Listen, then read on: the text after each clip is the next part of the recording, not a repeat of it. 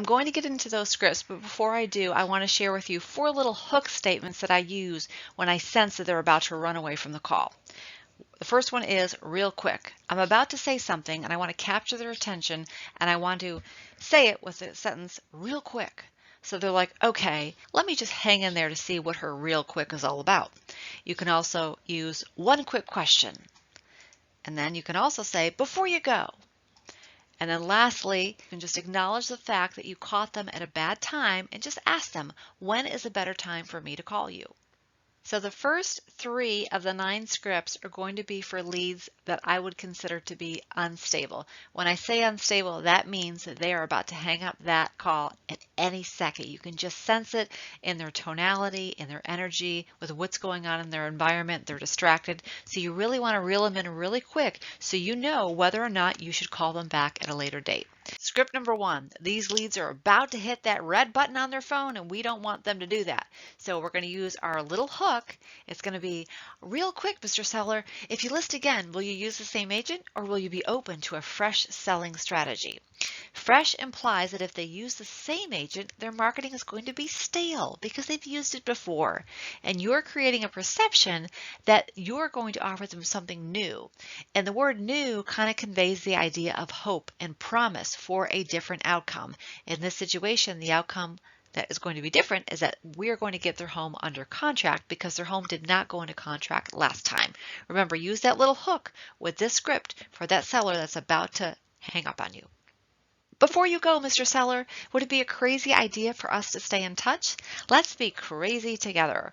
We're implying that crazy is fun and people want to have fun. I know it might sound silly to use this in a sentence, but it's really kind of friendly and just kind of very casual. And then ask them for their preference for staying in touch. Is it via phone call? Is it via email? Via text? Ask for their permission and just put that out there and see what happens. Real quick, have your plans changed altogether and you're staying put, or are you just taking a break? Make sure to change the inflection in your voice to make yourself sound kind of interesting. Have your plans changed altogether and you're staying put, or are you just taking a break? Would it be okay if I follow up in 6 months? I don't want to bother you. I'm just wondering if that would be helpful to you. A very, very soft push, getting in there really quick before they hang up. You're asking for permission. People appreciate others that are polite. They really do. I know I do.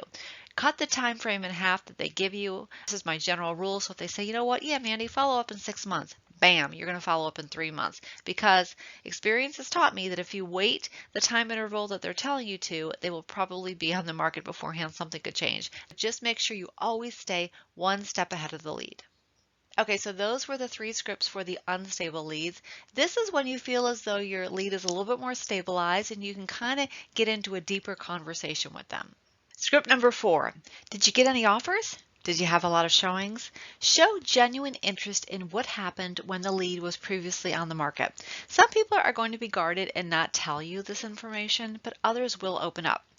And you can say something like, you know, I see it happen all the time. A few changes to a strategy can make all the difference. You only need one offer that makes sense, and then always stay positive. You're bringing energy, enthusiasm, and empathy to these calls. Always stay positive. You're an amazing location, Mr. Seller, or Mrs. Seller, your kitchen is absolutely beautiful. You know, someone would love to have that be their kitchen.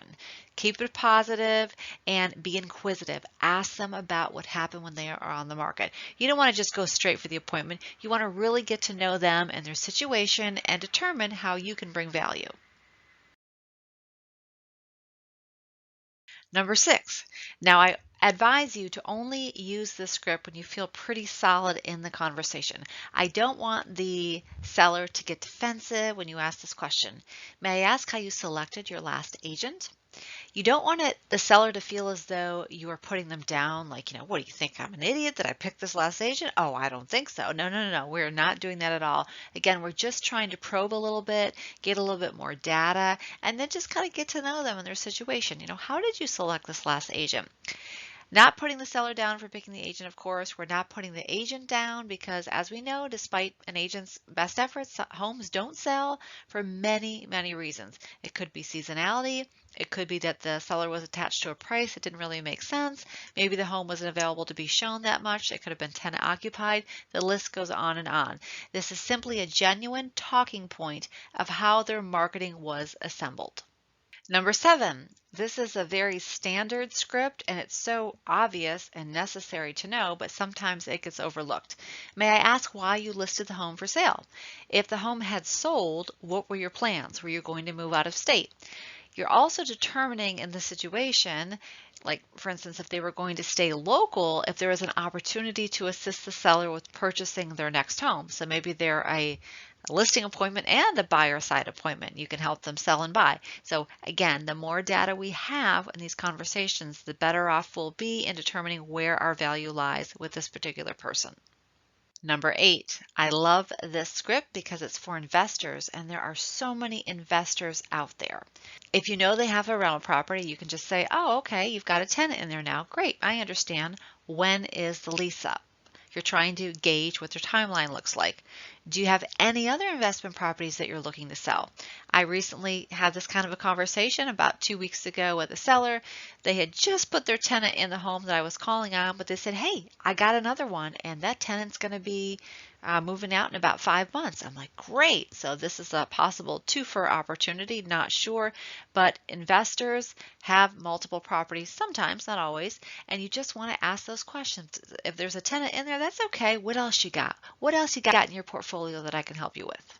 Script number 9 is probably the most important script that I want you all to be aware of, whether you're on the phone or in person. I know I'm always trying to be aware of it. What is your value proposition? You have to get very, very clear on why a seller should pick you over the competition. This is super important when cold calling. I remember when I was an ISA, doing a lot of ISA work, I once had a seller just come right out and ask me on the phone, why you? Why are you different from everybody else that has called me this morning? And because I had rehearsed the value proposition for my client so much and I used it over and over on the phone calls, it just kind of rolled right off. I was able to tell them immediately. When I say value proposition, it can be different depending upon what your particular value is. For example, you can say, well, did you know that we have sold 3 homes in your neighborhood so far this year? Or did you know that my team had 5 closings last month? Or maybe it's the fact that you offer flexible commission structure, or that you have been selling real estate in your market for 15 years and you really know that area super well. You've helped both sellers and buyers in that market. Whatever it is, if you don't know what your value proposition is when you're making these calls, that's going to make it even harder to get to the listing appointment, which is what our end goal is. And then when you're there in front of the seller, you're going to have to even get more detailed about what your value is. There's 2 things I really want to impart upon you with this video. Number 1, all these scripts are important, but number 1, make sure that you keep these conversations moving because the longer the conversation, the greater the rapport, and the greater the rapport, the higher the chance of converting the phone call into a listing appointment. And then secondly, really know your value proposition. Understand what it is, discuss it with your team, your colleagues, make sure you know what it is, and continue to rehearse it. Thank you so much for being here, everyone. I will see you on the next video.